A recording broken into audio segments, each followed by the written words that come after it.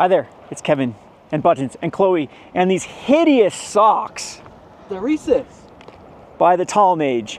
We are out taking a break from shipping. We've been shipping, well, should say we've been shipping all day. We had a one-piece tournament today and we've both been trying to get into it just so we get enough players to get that going. And we're on our daily little walk. So you get to see this beautiful sunset here in Richfield, Utah. Hopefully the wind isn't picking up. It's actually chilly for today. We're both looking, Talmadge all curled up. We should have brought a jacket. It was incredibly hot yesterday, but now, of course, it is cold while we're out our late night walk. So anyway, I have a pretty good topic for today I've been thinking about. So as I mentioned in my last video, man, I think I have been barking up the wrong tree with my YouTube channel because I've unleashed the fury of a lot of people that I think are coming from the crypto bro scene. I don't know what do I call this latest second demographic of what's been coming into the TCG world. I think it's just, trends. It's people, there's two things. There's money and just overall trendy people that are now gonna follow and, get with the hype and then, pretend like they've always been big fans of this space and whatnot. And they're just obnoxious. So I've been getting a lot of those in the comment section. And of course, not the most pleasant thing, but I'm just gonna let it, roll off my shoulder and move forward, because I actually think that we are in the pinnacle right now for games, for the tabletop gaming space, where I haven't ever felt like a better time. I mean, more people could argue with that with Universes Beyond with Magic, and people itching for the old school feel of Magic the Gathering, maybe around the Return of Ravnica, I could say could arguably be as good as this time for Magic the Gathering. But not just that, like Pokemon, now we got One Piece that's super hot. We have Riftbound for the League of Legends that's coming out that everyone is super excited for. And I think it's the pinnacle for actual organized play, for people actually meeting together, playing. Like, there's never been a time, in my opinion, where a local game store has as much potential to shine with getting people active and excited about games. And unfortunately, it's being so overshadowed by the underbelly, kind of the dark side of this industry that has really just reared its ugly head big time now with Final Fantasy and Destined Rivals. And that's the crypto bros, the people trying to turn this industry into a get-rich-quick scheme. And like I said, it feels so Beanie Babies-esque. It feels so, and I'm not comparing it as much to like Beanie Babies in comics as far as like these are just gonna be things, fads that come and go, but just the hype. If people remember living in that time period, people like Beanie Babies, comics, other things that were trendy, they started off as like niche hobbies with people who were genuinely excited about the product. They were true fans of the product and just the scene. And then you get the normies that just have to follow every trend. No matter if baseball's hot, they're gonna all of a sudden be the biggest baseball fans that have ever existed and pretend like they knew everything about the game, and they give two craps. And that's what I'm seeing really start to infiltrate the TCG demographic. And again, I think where it's really hitting hard is Pokemon. And that's kind of sad because Talmadge and I have been playing Pokemon, and it's actually quite fun and engaging. The Marnie and Stevens decks are actually really well built for, event decks. And not only that, but both of them can actually be upgraded and turned into tier-ish decks. I think someone just won with the Marnie deck. I was reading about that. Someone won like a tournament with the Marnie deck.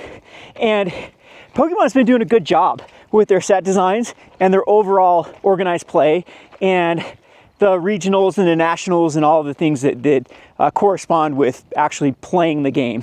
And unfortunately, as I mentioned, it is just completely overshadowed with the pump and dump crap that is going on, that is going to crash, is going to leave. I mean, I've been watching a lot of these old time Pokemon box opening channels, like the people that got excited by opening packs. We're not talking about the organized play. I'll have to check in with those guys. I haven't seen like Little Fury. What's his name? Little Big Fury. I don't know. He's a YouTuber that does Pokemon content I used to watch for like deck building ideas. So I don't know exactly how they're feeling about this latest. Like I said, infiltration is the best. I can already hear the comment section. Oh, Kevin's trying to gatekeep here. And no, I'm absolutely not trying to gatekeep. If people want to get into this, I've spent my life trying to recruit and to I keep looking for Scout. I keep looking for Scout. Scout is no longer, I was going to say no longer with us, but he's just back with my sister. We've had him for a week, the black dog that's been in the videos, and I keep panicking because I'm looking around, where's the black dog? Anyway, so where was I going with my thought process? So I'm not trying to gatekeep because I've spent my life trying to recruit people to the TCG. In fact, that's the whole main reason why we started a store here in Richfield, Utah, was a place to play, a place to congregate, and a place to find like-minded people and people that want to get interested in the game. And it'd be hard-pressed to find a person that has taught more people Magic the Gathering and board games than myself. I mean, just hundreds upon hundreds of people, not including my YouTube channel, just face-to-face in person, picking up and teaching people, and even today, teaching people One Piece. And we've taught people countless games of how to play Pokemon. And I mean, that's kind of the beauty of this industry, is it's a great way to meet people, make friends, and learn new hobbies, learn new, like, I always love TCGs because they're all about problem solving. That's all. When we were playing One Piece today, it's just problem solving. It's just math and problem solving in an interesting way. So I think it's quite beneficial to like young kids to get into TCGs, because I really do think that it exercises their mind. So anyway, beyond that though, I guess where I was going, I'm not trying to gatekeep a lot of the community, but honestly, I don't like this latest demographic that's come into the gaming as this sort of the crypto bro, the trendy, the pump and dumpers, and that's what I've kind of got upset too with some of my videos, is where I've been calling out some of these online sellers that I think really have been following this, because they don't give two craps about the game and the overall health of the TCG industry. They're just using this as another little piggy bank to squeeze as much juice out of it as possible, trash it, and then move on to something else. And that's where I kind of draw the comparison to Beanie Babies and comic books. That's the exact same thing that happened in those eras, where it started, even if you go clear back to the Dutch tulip, that was kind of the whole thing, where the Dutch tulip was like this, the aristocrats really liked, it became a status to collect these tulips. And then all the normies got into it. No, it was no longer cool when everyone else got into the hobby, because again, they weren't into the really caring about what it represented or really liking the flowers. It was just all about making money. And again, that's some of these videos too. I've been going over these ones where it's like, if anyone ever talks about the community or doing this for the goodness of your heart, or doing this is not about the money, then you know they're losers, because they're gonna fail, because it is all about the money. And yeah, I'm a capitalist. I really believe in free markets. I believe that greed is good. You don't have to travel very far in my personal philosophies to I'm the same way. The focus of a local game store should be to make money, but at the same time, you should still be a decent human being, and you should still be trying to cultivate the scene and the game in a healthy manner. And that's what I will always fight for, the LGS model, and for really protecting the space against that encroachment of, like I said, the people that are infiltrating just to try to squeeze money out of this industry before it collapses. And unfortunately, I do think with Pokemon especially, I don't see another route that they're going other than that. As I was going back, I didn't finish my thought with when I got into the deck building YouTubers for Pokemon, the people that were actually just opening up packs for fun, like the OG ones that used to get so excited. So some of their videos have been popping up my videos, and all of them seem super depressed lately about just the pack openings. And again, there's been people who have come and gone with Pokemon and actually gotten really big with Pokemon pack openings. I've always thought a bunch of them were quite cringe because they were, over the top with their excitements about, things that weren't exciting, and misrepresenting a lot of the experience of pack openings. Again, maybe it's just not for me for that type of thing. But I've been watching their videos, and they seem to be pretty deflated too, with just the scalping that's been going on. And or Pokemon, if you actually search Pokemon, and I know a lot of people come and view my content for the same thing, they're trying to figure out a way to get in on the action of not the game, but to get rich quick. And like, everything that's too good to be true is too good to be true. These things cannot last. You can't have this many people scalping and speculating and trying to open up these basement stores and trying to 2x, 3x their money by standing out front of Costco's and buying the blooming waters, all the blooming waters, before anyone has a chance to get them. I mean, it's just a weird, I don't know why that Pokemon's going into Costco to begin with. It doesn't seem like that's where their demographic, a wholesale place for like things like blooming waters. I don't know. It's just, I know they've utilized Costco in the past just as a way to move product that was, in the past they do these bundles of like dead product and as a way to move it. But now they're really utilizing the Costco just for overall sales in general. So, but anyway, so yeah, I guess Pokemon is a little bit to blame for really feeding into this as well. But I mean, I'm sure they're just like Hasbro, where they have their one aspect of the, oh, check this plant out. This plant's cool up here. You see that yellow plant? We're gonna go look at this yellow plant. Yeah. You have the one element of people that are trying to cultivate this really good experience, and of course you have the other element that's all about the shareholders. And I'm sure that Pokemon is no different, and that's why we've seen some of this incentivization of distribution going to just people that can move the product incredibly quickly, and that's why they've gone this kind of Costco route, which I think is detrimental in the long term for the game. But anyway, that is where a lot of my oomph is coming from. And as I stated, like, I'm not going to get so whiny and negative in my videos, because right now I just don't even care anymore about people if they decide to do what they do. I've said my piece, I've given my reasons, and I will still, to the end, defend the LGS model. And again, that's where this video is kind of at. I'm just super bummed because, like I said, I've been having, I'm an old man. I am no longer the target demographic for games. I've just grown up with games and have a store, and I can't remember a time in my life where, you okay, Chloe? What are you doing, chasing a rock? We're missing a dog somewhere. Oh, there it is. Where the gaming in general, just the LGS experience, the organized play of all of these games, all of them, Lorcana, Star Wars Unlimited, you are so spoiled right now with all of these big names that are competing for attention. I think that most of them are doing it quite right. Like, I've been impressed with Lorcana and Star Wars Unlimited because it seems like they actually have given a crap about that aspect of the, like, I was so worried about Star Wars Unlimited and Lorcana really being the pump and dump, because both of those, Ravensburg and Fantasy Flights, are notorious for just dumping out an IP and then moving on once it cools down. So they'll get everyone hyped up with stuff, and then there's a ban in the games as soon as they start to show any signs of becoming less popular, and then move on to something else that's clickbaity. And that's I've never been able to get behind either of those games because I've been so worried about the companies behind them. But to give credit where credit's due, I think the Lorcana and Star Wars Unlimited are really trying hard to cultivate that. All right, so look at this cool plant. What is this plant? Someone tell me what this plant is. It is pretty.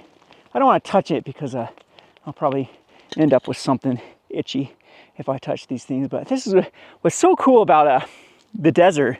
It's going to get ugly here in a few weeks. Well, ugly to me because all this green will turn into like a tan. So you'll have the trees will still be green, but the sagebrush will start to go more brown, and we'll lose a lot of this grass that will just die out and go brown. But right now it's just pretty. It's just pretty. The reds that are contrasting the kind of the greens, and just the way the water and the wind has carved through all of these mountains. These, I don't know if we want to call these mountains, more like hills to us mountain dwellers here. And then you get all sorts of cool looking plants that are just so unique and have their own colors. And this is actually a low water year. In years where we get a lot of rain in the spring, the desert really blooms, and these things will pop up everywhere. But I just thought, I saw it out of the corner of my eye and thought I'd traverse this little ditch here and go and show you it. So anyway, that is my thoughts of what's going on with the overall kind of mood of the vibe. Is that what you kids call it, the vibe of TCGs? And again, everything would be perfect right now. Do you think it's a geode? This could be a geode if we crack that open. Not sure. Usually you look for those cracks, or not quite a thunder egg. I guess Buttons is just gonna eat it instead. He'll crack it open. Do you want a stick instead, dude? How about something that you can chew on that's like not gonna wreck your teeth? So anyway, we won't crack that open because we lost it, but that's a cool little rock too. Anyway, no rocks, Kevin. We are not looking for rocks today. We are actually out and doing a video for the Conroe games. So anyway, I'd like to hear everyone else's thoughts in the comment section below of what you're seeing too. And again, I know I brought up on myself when I started to really talk about the market and the finance channel, and I also started calling people out. I think that's where a lot of my comments are coming from, is people that are staunch defenders of these other people that are making content. I'm just so tired of all of the YouTube channels that have popped up of how to start a Pokemon business and how to start like, no, more power to it. If you want to make money, make money. That's great. Like I said, you don't have to travel very far in my kind of philosophical mentality to know that I encourage people and love for people to try to make money the best way possible. But at the same time, like, there is something special about the people that do it out of passion that I think is more sustainable to these. And this is like one of these industries that I absolutely think needs to have those type of people that do sacrifice profits for,